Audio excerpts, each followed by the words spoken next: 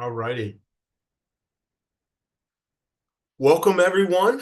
Hope everyone, I hope everyone is having a wonderful Tuesday, no, not Tuesday, Thursday afternoon. We were just talking about earlier with the group that I don't know how everyone's week has been impacted with weather and snow and all the fun things in between, but it feels like it's Tuesday, but we're on Thursday afternoon here, and really excited about the conversation that we have today, and excited for everyone to show up and be a part of this conversation to learn a little bit about obviously what we're calling the smaller school perspective here today. I think for a lot of us, right, as we continue to look to grow within the CABMA community, grow within your respective professional careers, I think sometimes each of us have different paths, and there may be an opportunity where you are looking to provide more leadership and growth in your career path. And I think through this conversation, it'll help provide some more insight and perspective on maybe how you can do that and pour into yourself and into others as they grow throughout their career.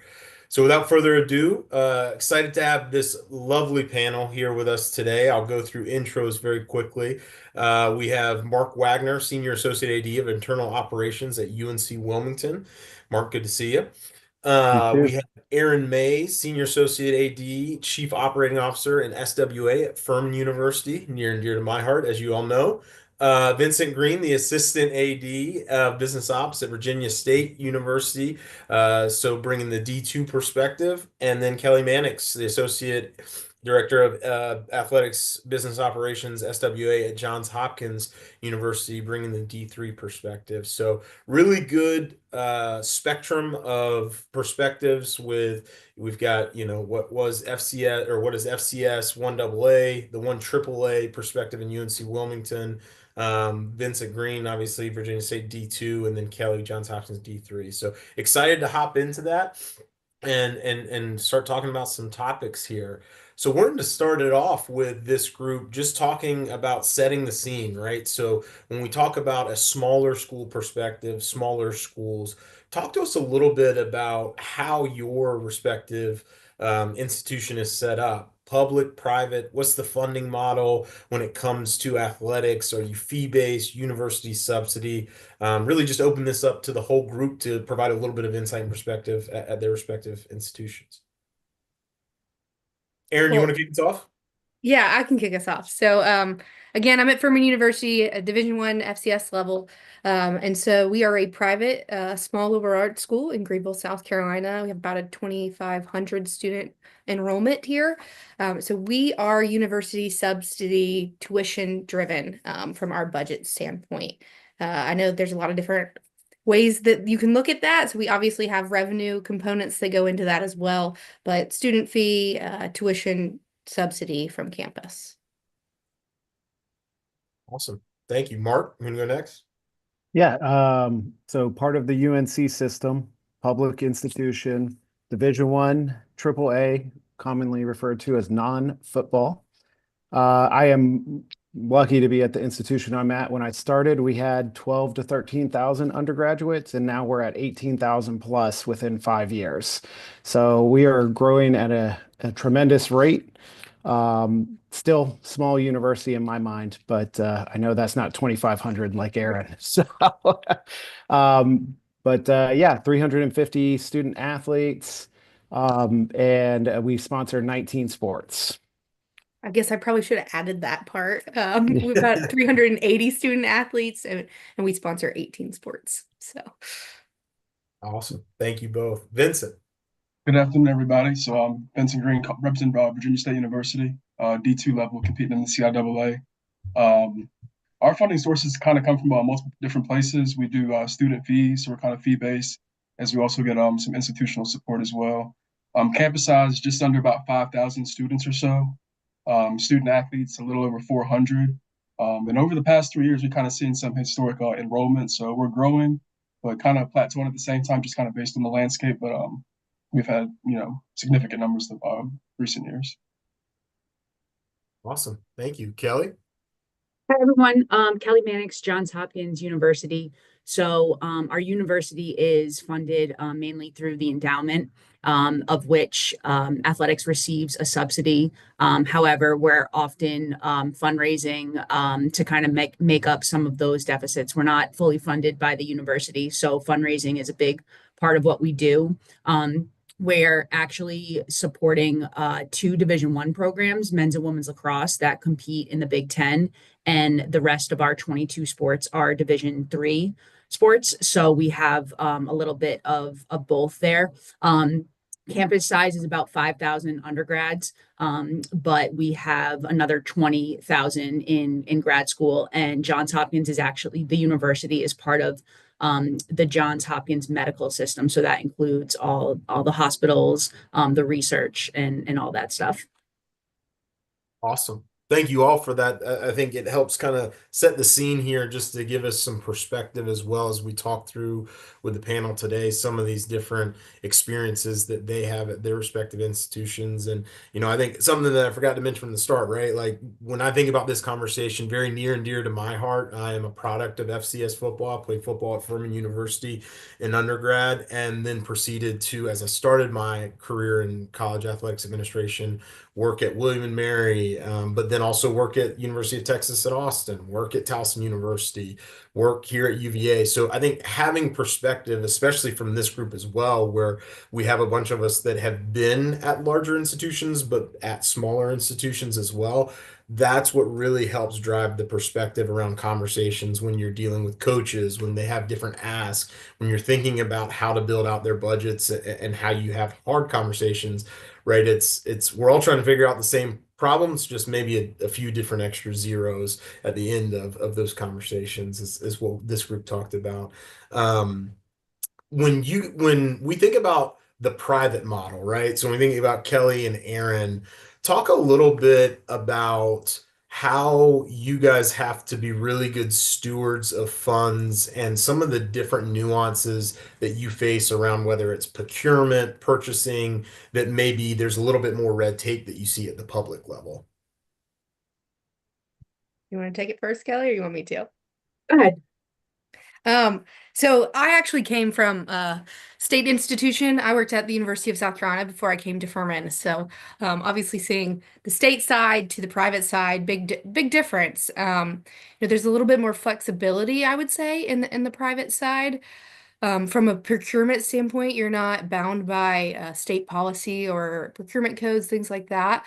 But obviously, when you're working in the world we work in, you do want to have some policies and procedures that make sense. But that was probably the biggest adjustment for me moving to the private side. Is the whole process is different. It can be as flexible as we need it to be. From a supporting the athletic department and our team standpoint, it really gives us a lot of flexibility. From a private funding model standpoint, I'm sure you all feel similarly that what you have is never enough. So we have the ability to, use our donor base to fund on an annual basis the things that our coaches may need or want. It's been a great opportunity for me to work with our coaches and say, hey, that may not be in your budget, but let's set some strategies with our development office on how do we get the things that you need to feel successful here at Furman. We have a very healthy endowment that supports our department as well, which is really helpful on an annual basis, just making sure we're utilizing those funds in the appropriate manner and how the donor intent has been given to us for those specific areas. So that's something we kind of look at on an annual basis and make sure we're hitting the marks there as well. Yeah, I would echo everything that Aaron said. Specifically regarding using donors strategically for things that are really going to move the needle for your department and for your student athletes. Regards to just the private funding with, some of those university partners, whether it be procurement or legal or whatnot. Yes, we do definitely have flexibility. And I've actually found that one of the advantages we have is sometimes we're actually more restrictive than university policies themselves, but we have that autonomy. So, for example, if the employee per diem rate is like $80 per day for, just an employee of the university, but we're not giving out our athletes $80 a day because, our budget can't absorb that, but we have that flexibility to be more restrictive or less just to kind of work to what we need for our department. So you definitely have that autonomy that, you might just not have that being at a public institution bound by just different state laws or just kind of that red tape. Yeah, I would definitely echo the per diem was probably the biggest area that I was shocked at when I first moved from state to private. They were like, "Well, you can set it." Oh, okay. So that was my first adjustment when I moved to the private side as well. So same as Kelly. Yeah, that's a perspective I've yet to tap into, only being at public state institutions. So really intriguing stuff to me, right? To hear that and think through some of the ways that you can be strategic in how you run your business office and just your overall operations and business that you do within the department. I think that it's critical because, as all of us go through our respective career paths, we all have to find creative ways to get to yes, or as I like to say, creative ways to not start with no. Coaches don't want to hear no. If you walk in and just say no every time, that's a difficult conversation. So it's how do you find creative ways to get to a yes, even though it may be yes, but we're going to have to do this a little bit differently than what you originally asked for. So appreciate that perspective. Another question I just wanted to have for the group is we're kind of, giving a little bit of context for those listening in. When we think about like the overall staff size, department size, talk a little bit about how big is your respective department first. You talked a little bit about how many sports you guys sponsor and student athletes, so that's good there. But overall staff of the overall size of the department, and then overall size of your business office and the operations in that. Vincent, you want to go first? Yeah, go ahead and start with that. So at the D2 level, a little bit smaller than some of your other schools, different levels, but our staff size is about 50. We have about 30 full-time positions and about 20 part-time positions. And some of those part-time positions are actually some of our head coaches, like for baseball, softball, tennis, golf, and I might be missing one other sport. So relatively small staff size, but we make things work with our 400 athletes or so. We've actually added about 4 programs over the last 2 years. This was the first year that our men's soccer team actually competed. And the year before, we had started women's lacrosse, women's soccer, and men's lacrosse. So they're actually starting up their second seasons, which has been fun. I'm trying to get the budgets right for those because with them being new programs, scheduling, it's a little difficult. So we're traveling a little bit more than we should, but just trying to make it work. Far as our business office, as I told you guys or the group earlier this week, one man show. So do a lot. Far as just everything from budget development, management, procurement, ticketing, service agreements, game contracts, scholarships, you name it. I got my hand in it. If it has a dollar assigned to it, I'm dealing with it. So it's difficult at times, but just try to prioritize things and make it work. Love it. Thank you. Kelly, you want to go into yours next? Sure. I quickly learned I'll never complain about the size of my staff again after hearing what Vincent's doing. So our business office is a size of 5. We're also supporting recreation. Athletics and rec is one department here at Hopkins. And then the size of our overall department, we have about 80 full-time staff members and another 30 to 40 part-time, seasonal volunteers. We get help from everywhere we can. So, Aaron? Yeah, so I agree with Kelly. I am not going to complain either as we keep talking about this. So from my department standpoint, we have a little under 100 full-time employees, somewhere in the realm of 10 to 15 part-time employees, depending upon what we're doing, if they're a fellow or things like that. And then honestly, to make it all work, we have a great support of event staff that comes on. That's about 200 people that we pull from on a regular basis, depending upon what we're doing in the season that we're in. So really, really thankful to have that crew that's very dedicated to what we do here. From a business office standpoint, as my role has developed and changed since I've been here at Furman, I've got a little less out of the weeds in the business side, and we've grown our business office to 3 people from a pure business function, and then we have 4 administrative assistants that have kind of a hybrid approach of business office support, but also team support as well. So very thankful to have them as well. Hey, I guess it's my turn. One thing I neglected to say at the beginning, I apologize, our funding source, and then I'll jump into the staff. We are student fee funded. About 52% of our budget comes from that. We have some salaries that are technically direct institutional support, but very little. It's less than 3% of our budget. And then the rest is self-funded or NCAA, CAA money, all that fun stuff. But we're also very lucky in the state of North Carolina, the UNC system. Uh, about 11 schools got to participate when they legalized sports wagering. There was a clause that put in there that we got to receive revenue from that.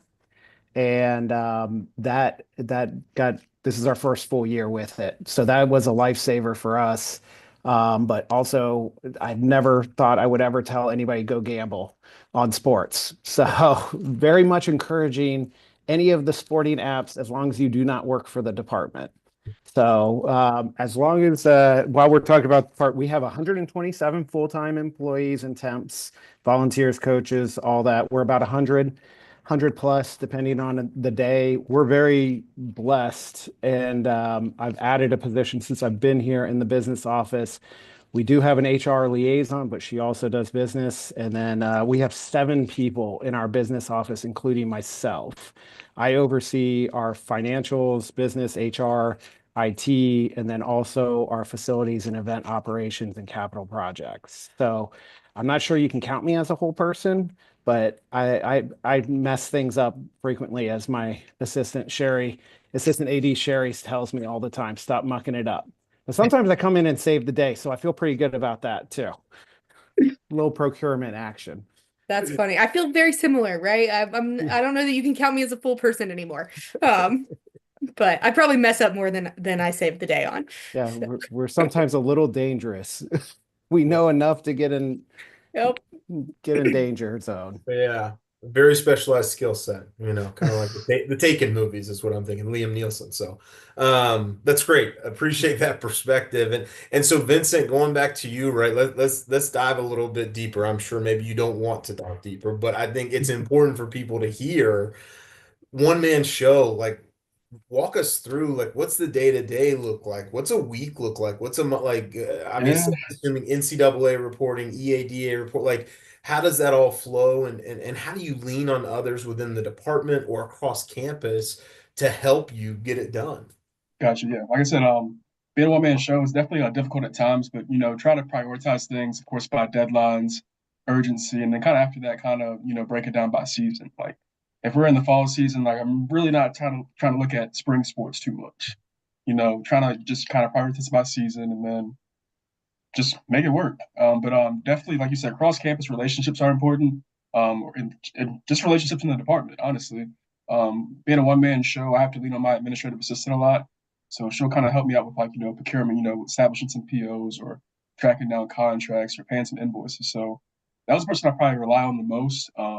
Outside of that, make it work. Yeah, no, I love that. What you got? Love that mindset. Just get it done. Mark, you probably remember, what was it, 10 years ago in Dallas? Forget the guy's name, but he's like, I got my master's in GSD, right? So Yep. I see Vincent definitely got a couple degrees in GSD doing that A little bit. bunch. So, Yeah. Georgetown AD, former yeah, Georgetown AD. there you go. There you go. Well, appreciate that. As we take the next layer of that conversation, right? Talk a little bit about, business office tasks, responsibilities. We've talked about size of your business office. Does HR fall underneath your respective business office? Is it, more centrally processed? Do you do stuff in-house? Where do camps fall? I think that would be a unique perspective to hear how Yep. you guys are doing that. Yep. So for us, HR is kind of, centrally based kind of with the university. Of course, we'll initiate the process as far as, what we're going to pay, what we're trying to pay, what we're looking for. But it all starts, with us, but we don't necessarily do the job posting. They kind of, do all, I guess we do the legwork and they kind of, are the face front of it. Um, I guess I missed the second part. Can you repeat that second part? just if there was anything else that, camps, anything like that, Yeah, so as far yeah, as our camp, so I guess it's different perspectives, I guess, at different institutions. I came from VCU where all of the camps were owned by the coaches. However, at Virginia State, all of the coaches are kind of ran by the university, but the coaches are still running those camps. And all the funds, of course, are benefiting the university. And some of that kickback will kind of go towards those specific programs, but they're all university ran. got it. Aaron, Mark, Kelly, any weird oddities when you think about things in your business office or how things are specifically done there? And that could be different perspective, like obviously for any of us, right? As we've moved from one institution to another, things that you're like, oh yeah, we definitely would have done that there, but oh, we didn't do that here. Like anything like that that comes to mind. I think probably our approach to camps from our end is different than I have experienced in the past. I came from South Carolina where they're all, coaches LLCs, but they use the athletic facilities. And here at Furman, we kind of give them the option. So we have some coaches that choose to do it that way, which obviously there's benefits to that, and then other coaches that use it as a funding model for their budget, and it's been very successful for them. So we leave that up to them. What I think is unique that is a little bit different from bigger school to small school, is that actually flows through a whole different area of campus than athletics for summer camps. And there's a camps and conferences division that all of that goes through. So I don't touch it as much as I would maybe in another at another school, which is definitely unique from my standpoint. Right. Yeah, I'll jump in real quick about camps. My first year was at UNCG, and they had just made the change where coaches owned camps, but I had to learn to report in the NCAA for camps without any knowledge of how it's working. So that was fun. And I was so glad that we did not own the camps. And I find it very interesting that you give them a choice because I tell all my coaches when they get here, if they're new, if you don't run a camp, let me know and I will start an LLC and I will run the camps for you. A lot of them fund a lot of vacations from those, and we don't always get that opportunity. But we do a couple unique things with our camps, and maybe not too unique, but we do internal rates for our facility rentals. We have a minority reporting program on the state, like many programs, but we also have a camper per head fee. And they didn't like it when I got rid of the half day 50% off discount. But what we do is that's my oh crap fund. And it's not too much, but it's enough to fix the netting in softball or fix a padding somewhere. So those are what I do. So I always tell them this is going back into facilities. This is how we fund to improve your program. I can't guarantee you it's going to go into your facility, but we will invest in the facilities for it. Yeah, I love that model. I mean, that's something we've talked about in the how do we do this with it's kind of managed separately to have an impact, even though it's the athletic facilities that they're using, all that fun stuff. It works. So I highly recommend it. If you are not doing a per camper fee, I get a nice chunk of money every year, sometimes over six figures, depending on how industrious my coaches are. So There you go. Make sure you add in a licensing fee too. yeah, That's just something that. that's a good idea. I'm gonna circle Yep. back to that one on you. Yeah. Let me know. Let me know. That's a little Virginia special for you. Um, well, good stuff. I mean, so some of the stuff that I feel like we've heard so far, right, is how is it funded? How is it done at these levels? What is the size of the department, the business office staff? How many student athletes are we supporting? And how are we doing it differently across the board at different sized institutions? I think one of the things that I've heard consistently as a theme as we've gone through this conversation so far, right, is we wouldn't be able to do this without appropriate engagement with cross-campus partners. So maybe we start with Mark, right? Obviously you just mentioned being a student fee based model. Talk a little bit about the nuances and intricacies of how you have to manage your relationship with cross-campus partners, right? Because if I'm assuming based on my experience, aka PTSD, from being at a public state institution where you have to go to a student fee forum and defend it as if it's your thesis. Talk about how, those implications and the importance of building strong relationships across campus and how it impacts your budgeting processes, expectations, and everything that goes into that. Yeah, so a little context at UNCG, we were student fee based, but I wasn't high enough up the rung to be involved in that process. At La Tech, they did not have a student fee where I was at. They still don't. It got shot down, so I was glad I was gone by that time. So, but here we have a very formalized process. But yes, it is I always like to call it a political process because our SGA, our student government votes on it. We have a committee that's representing the entire campus entities, and I serve on that for athletics. And that was the best thing that I could have done is in year one, I got put on that committee and I got to see how it worked and who it worked for. At the end of the day, the way our rules are written is that we have this committee, we go defend it, we present it to the student government, we have open forums for them to come discuss and question. Any student can come to it. So you can imagine engagements all over the place. Football, by the way, gets brought up every time. We have a fee forward and then we explain to them how much it would cost. And then they're like, well, I don't want to pay that. So it clears it up real quick. Yeah. But yeah, that being involved in that process, but we make a recommendation as a committee. At the end of the day, the chancellor doesn't have to follow our recommendation. He can approve what he wants to approve. And we were pretty lucky is that we didn't have student fees increased for a good 15, 20-year period. And then we had 7 years, well, 6 years in a row where we had fee increases. We have not had a fee increase since my second year being here, and we will not go forward and ask for a fee increase. So that's really how it works. You go talk to the chancellor and the CFO and you say, hey, are you going to support us for a fee increase? And I do ask every year. Okay, you guys all know how much stuff costs, so it's not going down. We all need more. I don't care who you are. Even Texas needs more.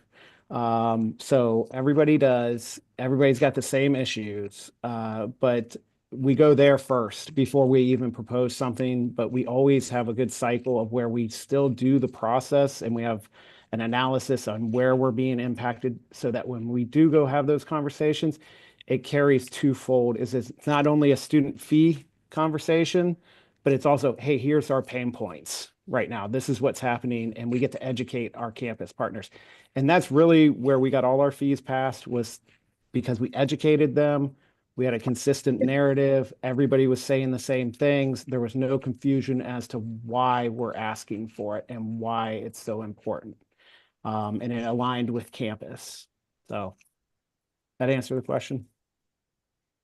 Yeah. Nailed it. Spot on. No, I love it. And I love the reference to the politics of it, right? I think that's what's unique about this conversation and why this conversation is important in my eyes is because I think this gives a deeper lens to people that are a part of the CABMA membership that may be earlier in their career and thinking, oh, I'm just going to be processing invoices or doing red card or travel advances or whatever it may be. Like there's a point in time as we all grow in our respective careers to where you start to learn how to play the game.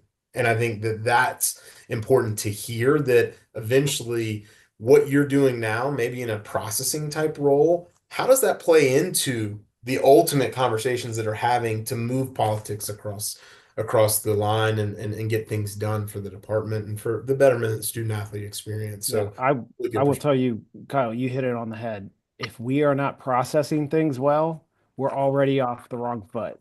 So yeah, we do a lot of trying to follow the rules. Now, we all know we don't always color in the lines, and we have to do things a little bit different, especially in the state system or private system. I'm sure you guys run into that too.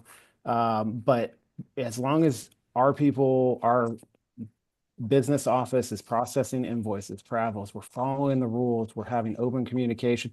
They build that foundation for us because I will tell you if it's a bad relationship from that level down, because the first thing the CFO does is they go talk to their people in their org chart and they start talking down. And if we have a bad reputation there, it's going to affect everything else. absolutely. Anything else from the group? When you guys, obviously Kelly, Aaron, from the private perspective, like how does that work, and how does that vary, like when it comes to budgeting? I know, Aaron, you mentioned earlier, really more of a university subsidy model. Is that you're building up what your proposed budget is, and you send it over to university and hope they give back a portion of that? Like what does that look like for you guys? Yeah, that's a great question. So, and it's ever changing right now in what we're dealing with in this industry. So we are, I would say we are majority like tuition university subsidy based, but we have significant revenue components and significant endowment that contributes to that as well. Obviously, the biggest driver of what my budget ends up being at a private school is the cost of tuition that I'm being charged that I don't control, right?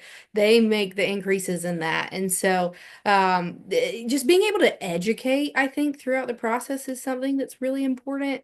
Um, we obviously go through a traditional budgeting cycle and do everything very similar to probably a lot of you. But I think one of the things that I've learned, you talk about how early in your career, maybe you were just processing invoices. Like I very much remember I was handling all of travel at one point in time early in my career. Um, and how that prepared me to be able to now have the conversations I'm having, presenting to the board of trustees about, hey, this is how it's impacting our budget. When we approve room and board increases, tuition increases, that directly impacts what it shows that our subsidy is. So it may look like we're increasing, but in reality, we're still maintaining the same number of scholarships, things like that. It's really a lot of education when it comes to the private level, I feel like, because you don't necessarily have the like, this is the step that you must do by this time. This is the step you must do by this time of the year. It, that's really what I think my role now and goal is to educate more, not only just with our trustees and our university leadership, but even across campus. Like we're a really small school. And as Mark alluded to earlier, people have lots of opinions. Like when you're standing up to talk about student fees and should they go to athletics, they have lots of opinions where all their money should go. At a small school, people have the same. So educating people on what it means, how it's impacted, how it impacts our budget, just stuff like that. Hopefully that Yeah, answers the question.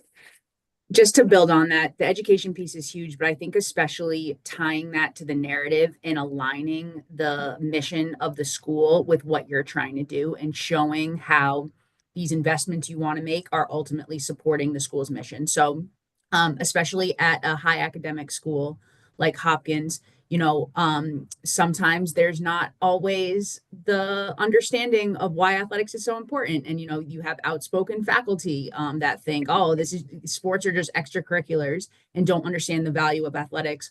But when we're able to tell our narrative and say, hey, one thing that's super important to our president is student retention and success. And we can show that student athletes actually have higher rates of those than their non athletic counterparts and their peers. That helps further our narrative where, hey, we want to make this investment because it's going to impact the whole community, the whole campus. And so really understanding like who's in the room and what their mission is and their goals are, and then being able to show that what we're doing in athletics lines up with that. I think that helps, just further hit your point home and hopefully gain some more traction, especially when you're going to your finance office with these big budget requests that they're like, what is this and why is this important? And being able to tell the narrative is super important. Yeah, I mean, exactly what you just said. You explained the presentation that I just made 3 days ago. So um, I completely agree. Yeah. Yeah, no, and for those that are interested in, learning more about that, just go to the Furman Paladins Twitter page and you'll see Aaron Mays is the face of Furman Paladins. So, but anyways, I like to be behind the scenes. neither here nor there. But yeah, it's really good perspective to hear and continue just to understand, right? I think everyone learns early on in their career, hopefully, the importance of building bridges and having strong cross-campus partners because that's the only way you get anything done, right? Like at the end of the day, it doesn't matter how big you are. the athletics department is a part of the institution, not a part from. So until you get your head wrapped around that, like you're not going to get a lot done. So I think that it's good and very important to continue to work through that. Yeah.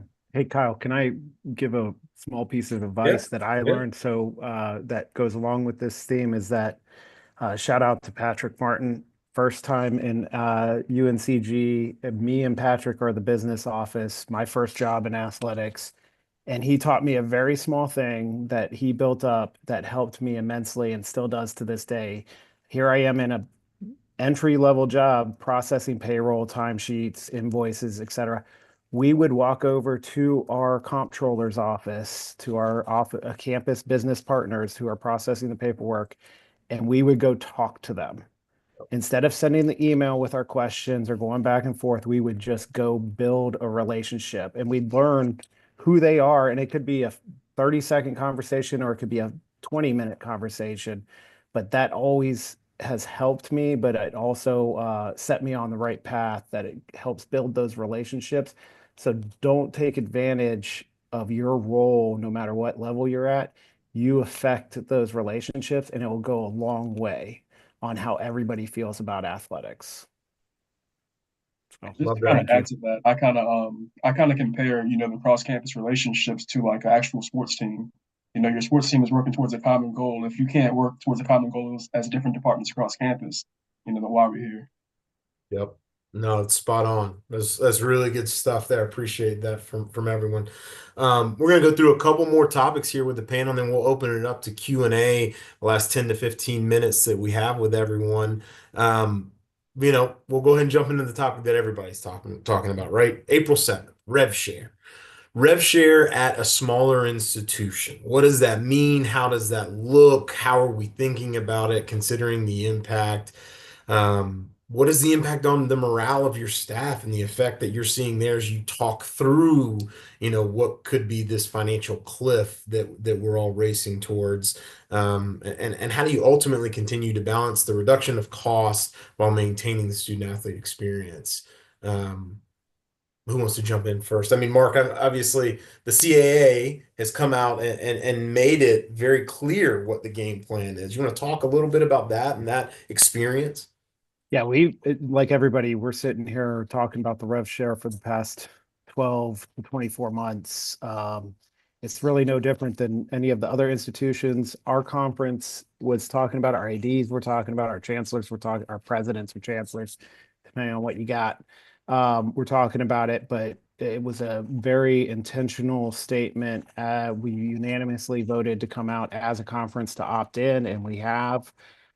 Our approach has been, how do we do it? So our conference isn't providing us besides, hey, yeah, we're all in. That's the support we got. Now, some conferences do more, do less. We appreciate their guidance and leadership that they are letting us figure out how our institutions work, because most of us have our own unique rules, whether private or public, on how we're going to get this done. But it's very strategic. I don't have revenue share for everybody. I'm not going to hit the $20 million cap. That's more than my entire budget. So I can't spend it all on rev share. That'd be a problem. But we've had conversations with our coaches and we've been very transparent through the process that we are opting in, and if they want to participate, they are going to be able to participate. But we're not going to be just handing checks over. We don't have any brand new revenue that's coming in with the rev share. We lost revenue as part of the rev share. We all did, and we're all eating that and dealing with it. But we have been talking to them, and we're being very strategic on how we support our teams and what exposure and what needs. And every situation's different. Every sport's different. Most of our sports were not fully funded. So getting our coaches educated and out of the mindset of scholarships and full tuition fees and books is a big mindset, especially when we have very successful coaches that have been here for a long time. They're adapting to the new environment. So, but we're approaching it very strategically. We're also being very flexible with how the coaches award their scholarship funds. now, and they can be flexible with that now that we can pull more triggers on how they need to attract. So if a coach wanted to spend their entire scholarship budget on one student athlete, they can. We have the ability, NCAA says that we can once it passes, and they are able to use that strategy. But again, we put the power in the coaches because it's their job to manage the rosters. It's their jobs to go compete and build a positive culture and make sure we support the students holistically.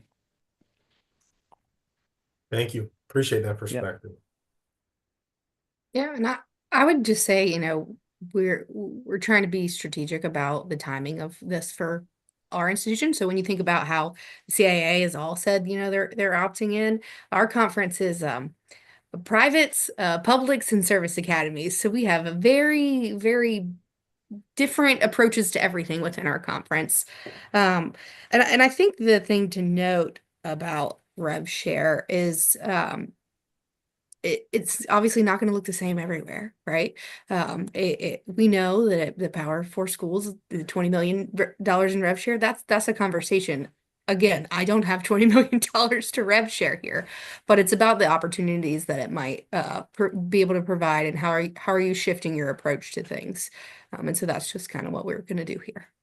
And as of right now, you never know.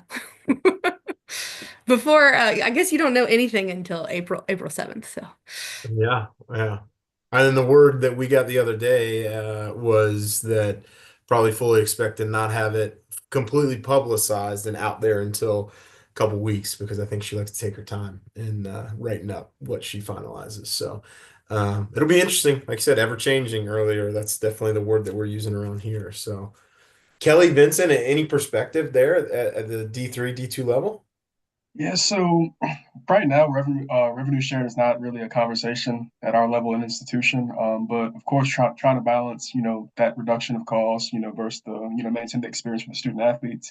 It's a little difficult, but you gotta, find creative ways to make it work, whether it's, reducing your team sizes, reducing your travel party sizes, the number of competitions, overnight trips that could be up and back trips, things like that. So just trying to, find that balance while also trying to find creative, ways to bring in revenue. So that's just what we're working on. At Hopkins, we're in a little bit of a unique situation that we only have the two Division I sports, and those being lacrosse. So, our Big Ten competitors, when we think about, Ohio State, the Marylands, the Michigans, we're actually probably at an advantage because those schools might not be allocating resources to lacrosse. They might be looking at the basketballs, the football.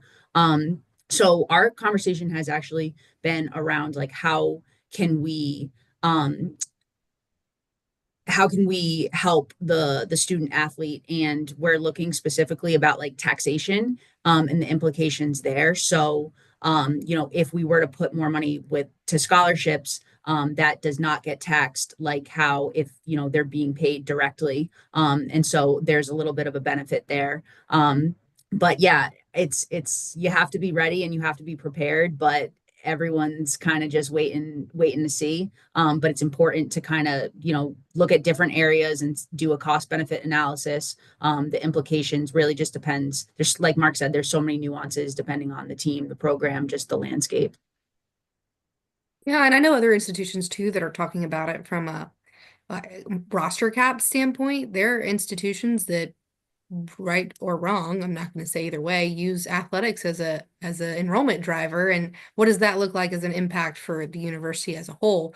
So I think the conversation being had at all the levels, Mark indicated, at our level, AD level, chancellor, president level, is looking through all of those and how does that impact each school in this process. Absolutely. No, Yeah. I agree. I agree. Like you said, it's there's a lot that's going into it, and I know everybody is doing it different based on what level they're at, and so it'll be intriguing to see how it all plays out here in the next few months.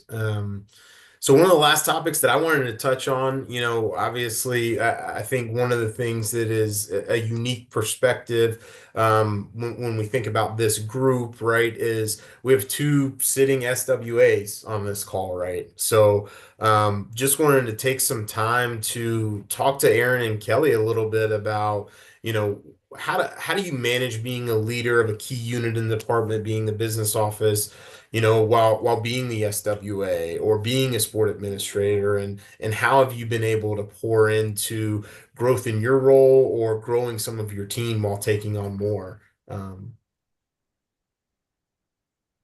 Go first? Or you want me to go first? Go ahead, Erin. All right. So I actually, when I came to Furman, I was not in the SWA role at that point in time. So I was really originally focused on business operations, and that's grown over the last few years. I have now been in the SWA role for a little over a year and a half. Um, and I think it's been a great opportunity for me because traditionally, there is no traditionally for what the SWA role background is, right? Which I think has been great. It's been really wonderful for my team to have some more leadership opportunities within the business office that gives me the ability to do this. But it's also been a great learning opportunity for me being in that room with other SWAs who have a background in athletic training and student athlete development and compliance. We all think about things from a completely different approach and landscape.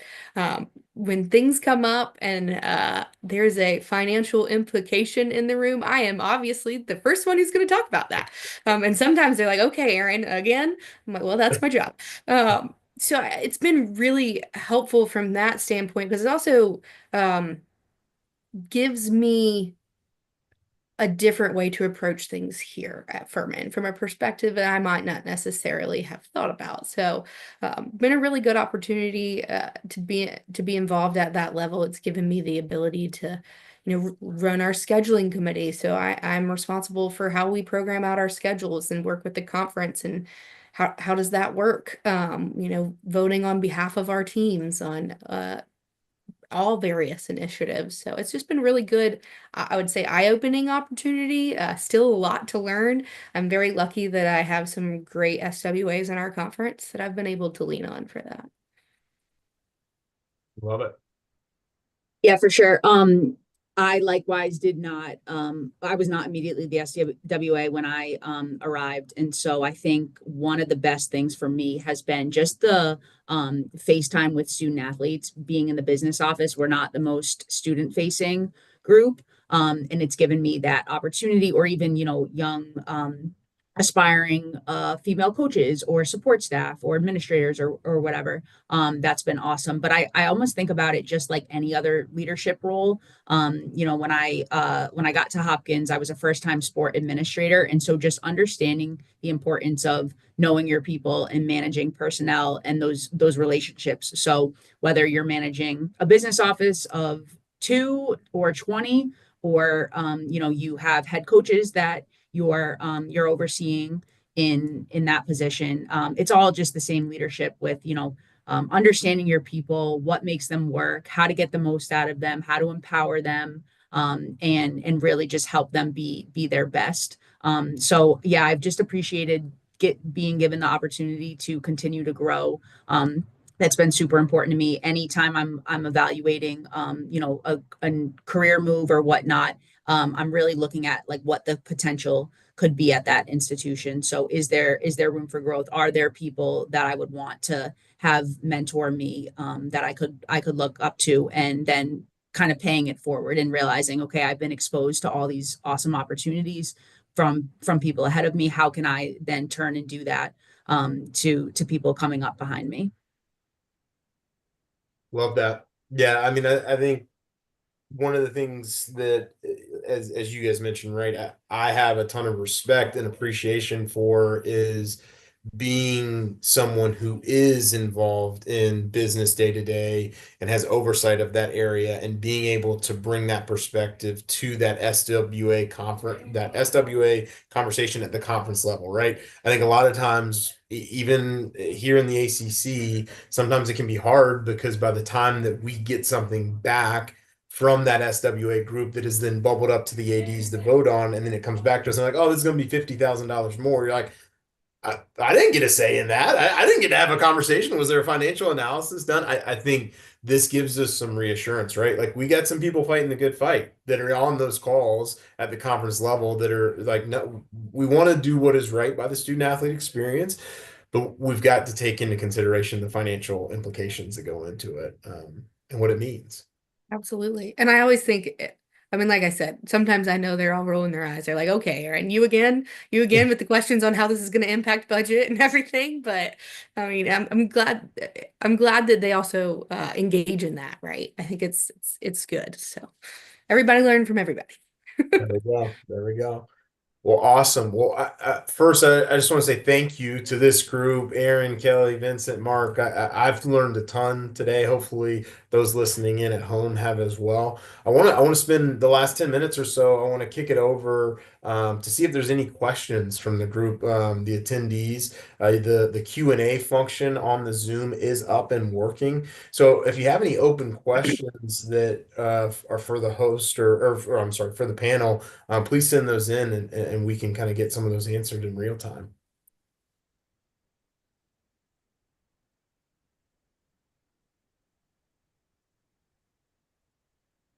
I also will have the ability to share contact information at the end of this when we send out the recording of this. This was recording. I'll be able to send out contact information for those that were on this panel. If you'd like to reach out and learn more from them and their perspective, we'll be happy to do that when we send that out through the CABMA community board. So we got a question that just came in from an anonymous attendee. How valuable is a master's degree in today's world of business ops? How many of us have an advanced degree? I have half of one, actually. So, from my perspective, I guess my question back to that would be, what is your undergraduate degree in, right? My undergraduate degree is in finance. So, from the next level, yeah, I think it gives you great leadership opportunities. I fully intended on finishing my MBA, but I was halfway through during COVID, and then I moved to Furman, and moving to a new job in COVID, it just didn't all work out. And then I had a child. So maybe one day I will actually finish that degree. I do think it's super valuable when you think about what is the perspective that it's going to provide you in the leadership opportunities. I don't know. Everybody else has Yeah. one other than me. So I would say, like Aaron said, it helps, but I wouldn't. I'll put it like this: I wouldn't discourage getting a master's, but I also wouldn't say your master's is the be all end all. You know what I'm saying? Like, I guess I would take experience over, a degree. And I guess I could be speaking from a different perspective because I guess I got my start in athletics when I was a sophomore, undergrad in business, but I was able to get that experience before I even got my bachelor's degree. I went on to then get my master's, but I had the experience that I needed to, work where I am without necessarily having a master's degree. But I would say it definitely, opens opportunities, but I wouldn't say it's a necessity. Yeah, I echo what Vincent says. I will hire experience over anything else. But as somebody who changed careers at 30, I did get my master's done before my first child. That was the goal. Just barely made it. Well, a little late, but they were 3 months old at that time, so it was okay. But I was changing careers. And the advice that I got coming from the commercial real estate field with an undergraduate degree, not in accounting, but in fine arts. So I painted in college, and then I got into I should coaching. have known. You're the Vincent Van Gogh that I've been looking for. Yeah. So I bring a breadth of knowledge. That's why I like our brand refresh right now. It's a lot of fun. But I got the advice from a sitting AD, you need something to break in. And that was good advice for me. But if I was in the industry, I don't know if I would have gone back and got my master's, like Vincent said, because I'd be getting the experience. Now, if you love learning and you love the growth opportunities and then building your network, a master's degree is a great way to do it, and especially with all the online options. And you need to ask if your school will cover those costs. I have funded several master's degrees and doctorates here at UNCW because we cover those costs for our employees. That's one of the benefits that we do for them. And it's a great benefit. And not every university does that. So, That's how I got my master's at VCU. VCU paid for my master's. I actually took a year off after my bachelor's, was still Yeah. working with VCU, and then my boss at the time got me back in school. good boss. Right? Yeah, no, I agree. I think the experience thing is important, as you guys mentioned. I'm a glutton for pain, so one master's degree in accounting and one MBA done up on my wall behind me. So, I guess I just love continuing education. Now, as you pointed out, right, getting those done prior to having kids, super important. If I jokingly say to my wife, "Oh, UVA, might as well just get a PhD while we're here," right? Shut down real quick, real quick. I don't know if that's gonna be in my future, but I do think that there, depending on what your undergraduate degree is, maybe what your field you're trying to get into, it can help adjust your path a little bit. Here's a good one. Good friend Jaquez Wells, congrats, brother. At Bradley now. Appreciate you being on here. What's the biggest challenge going from a larger university with a larger budget to a smaller school with less resources? Who's Aaron? You go. I can Yeah, give a little bit of I've, content. I've definitely have done that, right? It's funny. I think you have the same challenges, just different number of zeros at the end of the challenge, right? You're still gonna probably deal with coaches that um, tell you they don't have enough. You're gonna deal with increased expense challenges. We're all dealing with the same challenges right now with rev share. They just look different, right? At each school.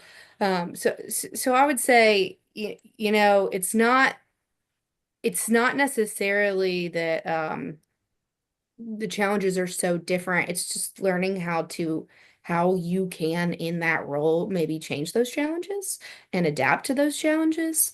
Uh, our model here, right, is very fundraising driven model. I didn't come from an area where I was even having that conversation, right? So that's probably been more for me of how you adjust from a large budget to a smaller budget with a lot less resources. So your coaches when they work at a school like my size, they know what they're coming to, right? They know that I don't have the resources of Clemson and South Carolina down the road. Do they wish I did? Absolutely. But they know, so they work with you on that.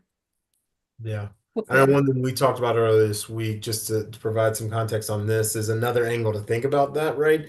Is within your respective role. I think what I've found is when you potentially either go from a smaller school up to a bigger school or vice versa, it's really, like if I think back to my time at William Mary or Towson, it's you're able to potentially go 6 feet wide on stuff Yeah. because you have to wear a bunch of different hats and do a lot of different things because there's only 100 people in the department, but maybe only 3 feet deep. Whereas when you come to a bigger institution, maybe you have more staff, you have more resources, right?